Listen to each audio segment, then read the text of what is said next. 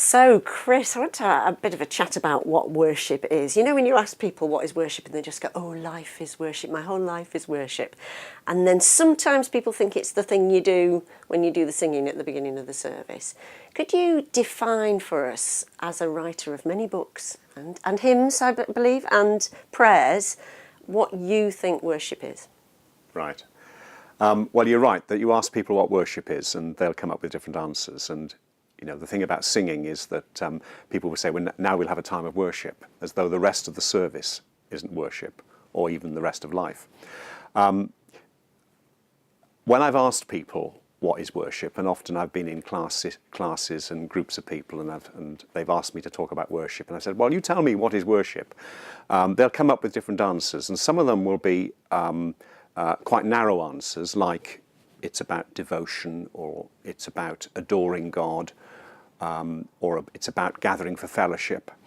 And all these are true, but they're not the whole picture. And there'll be somebody will come along and say, because they've read Romans 12, well, the whole of life is worship. And I'll say, yes, it is. But when we're using the term worship, we need to be clear what we're talking about. In a sense, the word worship is not relevant. What it is what's the reality that we're talking about when we talk about worship. And what we're talking about on the whole is when Christians gather for worship. There is worship that is the worship of an individual person in prayer and Bible study. That's worship, yes. But what we're talking about is communal worship. The church gathered for worship. Christians gathered in fellowship. And when that happens, they do it in order to engage with God. It's an encounter between God and the worshippers. And it is a time when they use certain things to do that. They use singing and prayer and the reading and preaching of Scripture. They use it in terms of the offering of themselves and the offering of their hearts. These are all parts of worship, but the worship itself is an encounter between God and the congregation. It's interesting that you think that it's this collective idea of worship.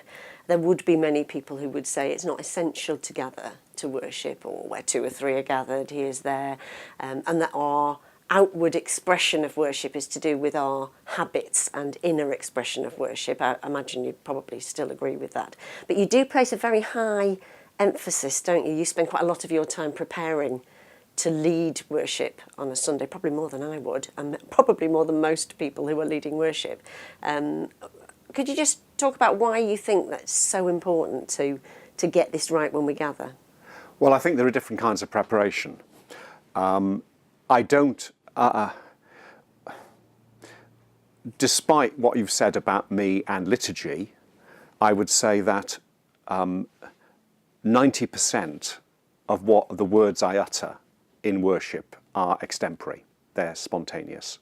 Okay, so the preparation isn't in terms of a detailed script. That's not my style. I'm too much of an extrovert for that. But the preparation is in terms of reflecting through and praying through and exploring the themes that will be a part of that service. I'll be very concerned that the structure or the stages of the event that we call the worship service make some sense, that people go on a journey through the service from their gathering and they're sharing fellowship and they're focusing on God in praise and adoration, in their bringing themselves honestly before God in confession, in their giving thanks, in their studying of the Word and their struggling with the Word, in their response to that devotionally before God, and their response in terms of their responsibility as they go out into God's world. That journey needs to be plotted. It needs to be navigated. So the preparation is partly about working that through. And it's different every week because the theme will be different every week. The scripture reading will be different every week. So that journey will always be slightly different. So that's preparation. But personally, I don't script most of the words. No. Okay, so would you say that a few people getting together in a room, bringing a psalm, a hymn, a spiritual song, is not an event, is not a gathered worship event because nobody has sort of spent a lot of time crafting that? I mean, I suppose our style is much more people will come prepared to bring a word that God has given them. Would that, as a worship leader for you, would that be a bit scary because it isn't part of the planned journey? how do you deal with, extemporary prayer and worship coming from the body? How does that work? Yeah. No, I think what you've described is a perfectly valid way of a group of people worshipping. I don't think I'm a control freak. Others might think differently. I don't think I'm a control freak. And spontaneity and sharing is one way in which Christians gather to worship. Personally, if that was happening every week, I think that wouldn't satisfy me. I feel that there'd be too much of a sameness about it, because part of the preparation is a means of enabling that there's variety week on week. You might well have heard some people pray in prayer meetings and it's almost the same prayer every week. It's extemporary, but it's nearly the same prayer every week. And the danger of wholly relying on spontaneity is that actually we go into a kind of default position and the same themes, the same images, the same language recurs time after time. And so that just needs enriching and refreshing. And so you've got to put the work in then.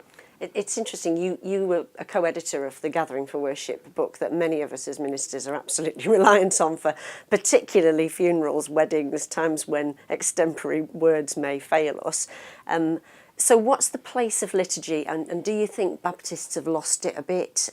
Should we have a bit more written liturgy? Would that be something you'd like to see more often in Baptist churches? I think there are different things going on. I think firstly, the word liturgy is a word that I would use as synonymous with worship. I know people will say, well, that's liturgical worship and that's non-liturgical worship. I understand that people want to use the word to talk about a particular kind or style of worship. I wouldn't normally use the word that way. I simply use it as a means of talking about worship. Okay? But for worship that is perhaps more formal and that will have more written content, where there might be responses for the congregation and so on, I think many Christians who previously have been used to very free worship have discovered that there are riches there that they want to use. It doesn't become the main means that they worship, but one of the ways in which I think gathering and other worship resources have helped is that it has provided people with a kind of launching pad for exploring a way of worshipping that's an additional. I can think back 20 years ago, worship shouts and praise sequences, came into the spring harvest approach to worship.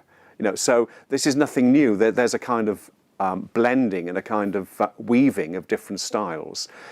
We're in a pick and mix culture, and people are very happy to use different cultural symbols and ways of expressing themselves in order to worship, and that's fine.